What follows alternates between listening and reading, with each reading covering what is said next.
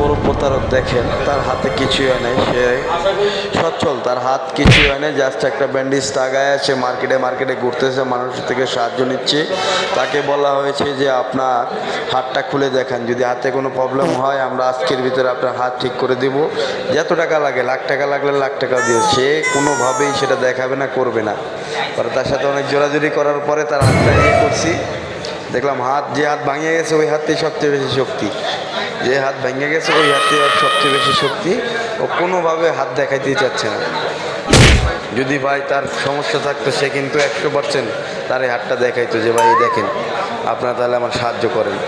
ও শুধু অভিনয় করতেছে, আর এটা পুরোটা খুলে দেখা হয়েছে। তো এইসব প্রতারকদেরকে আপনারা ভিক্ষা দেওয়ার থেকে বিরত থাকুন, এদেরকে কোনো রকম কোনো সাহায্য করা থেকে বিরত থাকুন, এদেরকে ধরে শিক্ষা দিয়ে দিন।